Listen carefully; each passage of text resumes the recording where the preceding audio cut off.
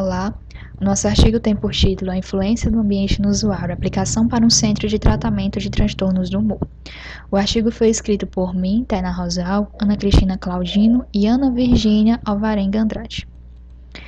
Inicialmente, fazendo uma introdução acerca do nosso tema, o pilar principal do nosso artigo, ele se pauta justamente na abordagem acerca da relação do homem com o ambiente construído, trazendo dessa forma qual a função do arquiteto, já que o mesmo é o profissional responsável por projetar esses ambientes. Então, faz-se necessário que o mesmo saiba quais as influências, quais as consequências que as suas decisões projetuais irão acarretar nesse projeto.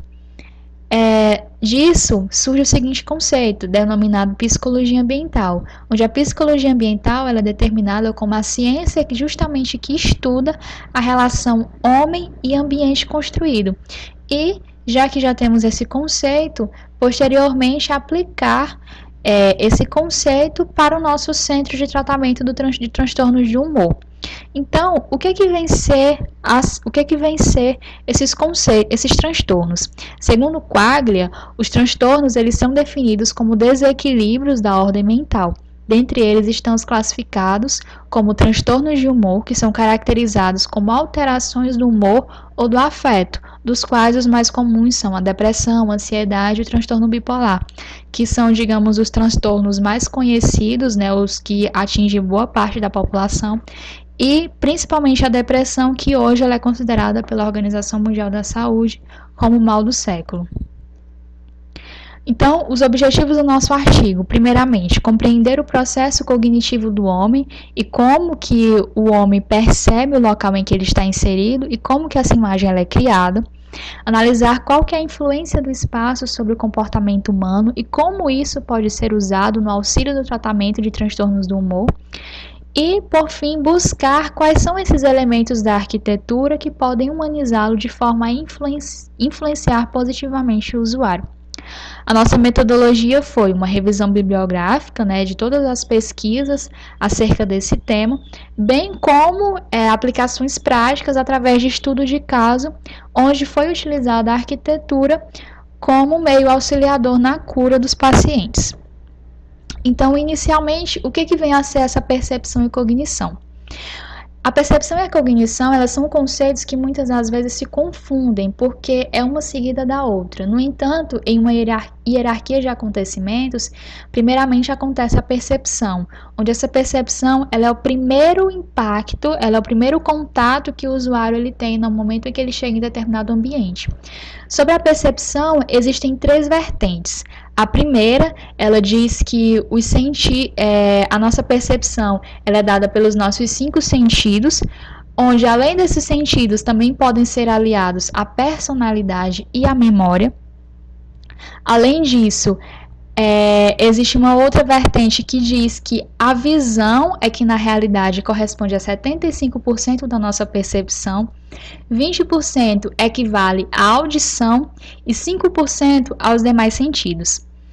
Já o último conceito, que é dado pelo Palasma, que foi o conceito adotado no nosso artigo, ele diz que a percepção, ela na realidade, ela é resultado de todos os sentidos, não havendo um mais ou menos importante, ou seja, ocorre justamente essa integração de todos os elementos de todos os sentidos humanos. Posteriormente, após esse primeiro momento, que é a percepção, vem a cognição, onde é uma coisa mais subjetiva, porque o espaço ele passa a ter significado, não é somente aquele primeiro impacto. O espaço em que a pessoa está inserida já começa a possuir um significado para aquela pessoa. E ele envolve um processo cumulativo que é derivado também das experiências. Voltando agora, abordando melhor sobre o conceito de psicologia ambiental, como foi falado inicialmente, se trata basicamente das relações usuário-ambiente. Esses primeiros passos, os primeiros conceitos, as primeiras ideias acerca desse tema foi dado no período pós-guerra, onde começou a se perceber e haver a necessidade de se compreender sobre como que o ambiente estava influenciando as pessoas e qual o lugar qual o papel do homem a respeito da sua presença no espaço. Inicialmente, a psicologia ambiental ela era tratada como psicologia arquitetural e ela era utilizada essencialmente em casas de internação psiquiátricas.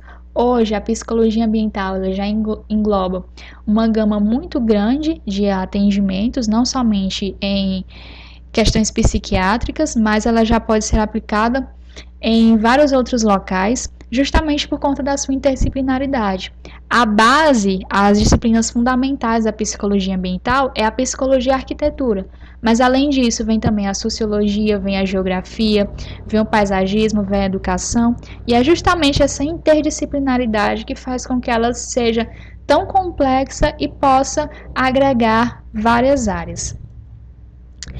Além da psicologia ambiental, surge também a psiconeuroimunologia, que já é um embasamento um pouco mais científico, mais aprofundado, onde a sua base é criar ambientes que ajudam a prevenir patologias, bem como produzir conforto e auxiliar na cura desses pacientes.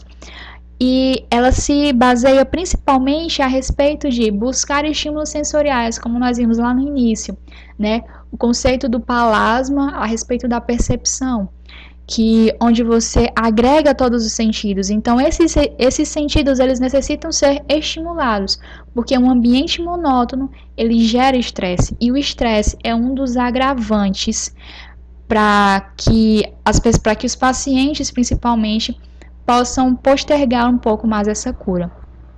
Então, quais são esses estímulos sensoriais?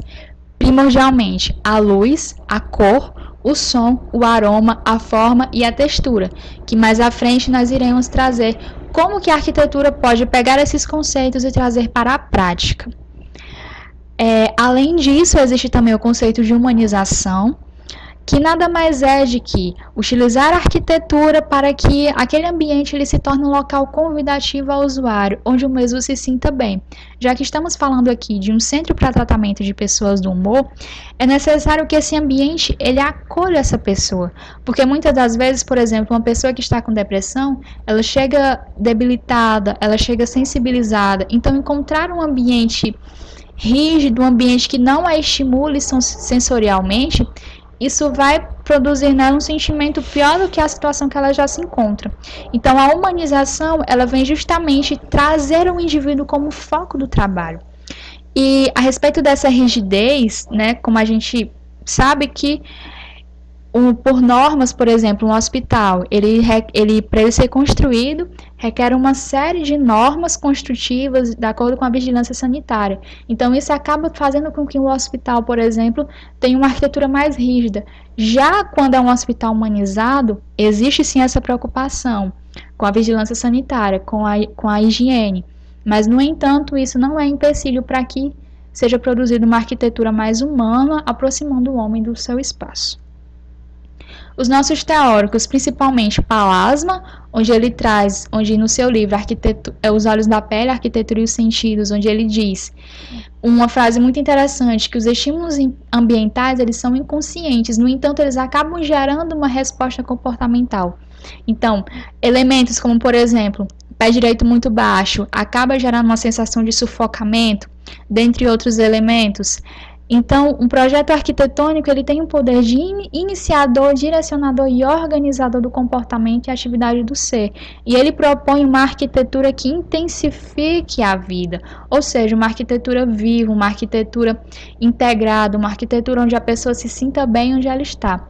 Já o Alan, no seu livro Arquitetura da Felicidade, ele traz uma coisa muito interessante, que as pessoas elas não querem apenas uma construção que as abrigue, mas querem uma construção que fale com elas, e isso é inconsciente, não é uma coisa voluntária, é involuntário. A pessoa vê aquela arquitetura e além dela sentir a necessidade de abrigo, ela também quer que a arquitetura fale, transmitindo segurança, excitação, harmonia. E uma coisa muito interessante é quando ele fala de uma escadaria produzida por Le Corbusier, onde ele diz que ele estava tentando fazer algo muito mais do que levar as pessoas até o andar acima. Ele estava tentando sugerir um estado de alma. E isso são coisas involuntárias, inconscientes.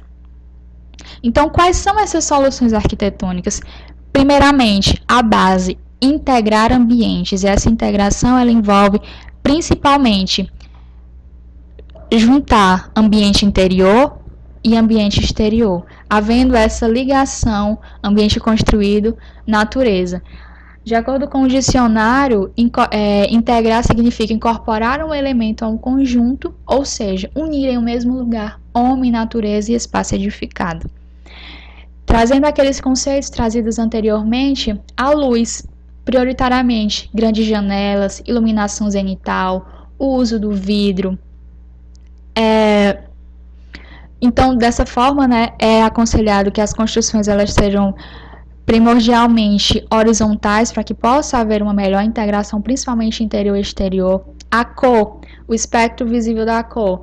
As cores quentes elas são mais estimulantes, enquanto as frias são mais calmantes. Isso também pode ser utilizado como um elemento agregador na arquitetura. E o verde, em especial, que ele está bem no centro, ele é uma cor que gera equilíbrio, que traz paz.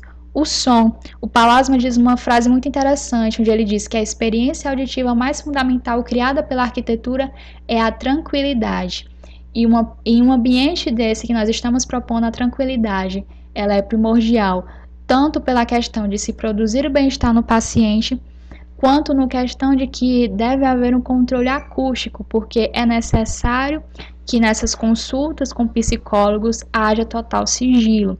Então isso é muito interessante. E tirando partido do som de forma positiva, também podemos utilizar a locação de fontes de água, que já foi muito trazido, que ela o barulho da água caindo é relaxante. O aroma. Aromas, eles remetem memórias de forma muito rápida. Então, se houver uma circulação de ar, onde esse ar ele traga aromas agradáveis, como por exemplo um jardim, já agrega muito ao projeto. Textura pode ser a forma mais fácil, porque hoje em dia existe uma gama imensa de texturas com revestimentos, de piso, parede no mobiliário. E a forma, que quando estimulada de forma adequada, provoca estimulações sensoriais positivas. E uma coisa interessante é que as formas puras, como o círculo, quadrado e triângulo, despertam equilíbrio. Trazendo agora estudos de caso, aplicações práticas, um ponto muito interessante são os Magic Center, ou Centros Magic, que foram idealizados pela Magic Kinsey-Jenks. Ela foi uma teórica e também escritora, aliás, uma design e também escritora, onde ela descobriu que tinha um câncer. E quando ela foi para o hospital, ela se sentiu muito enclausurada no lugar, porque era um lugar que não tinha janelas. Ela falou uma frase muito interessante: se a arquitetura pode desmoralizar os pacientes, então ela também pode contribuir para um nervosismo extremo, poderia ela também não se mostrar restauradora. E foi a partir dessas ideias que ela começou a desenvolver a ideia dos centros médicos, que são locais de apoio que vão completamente contra aos padrões hospitalares, como a gente pode ver nas imagens, são realmente casas onde a pessoa se sinta bem.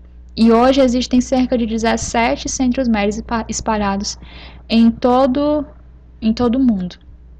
E aqui no Brasil, um exemplo muito interessante é o da Rede Sara, que são hospitais de reabilitação. Aqui nos exemplos nós temos Rede Sara de Salvador. Todos eles foram projetados pelo arquiteto João Figueiras Lima, que é o Lelé, mais conhecido como Lelé.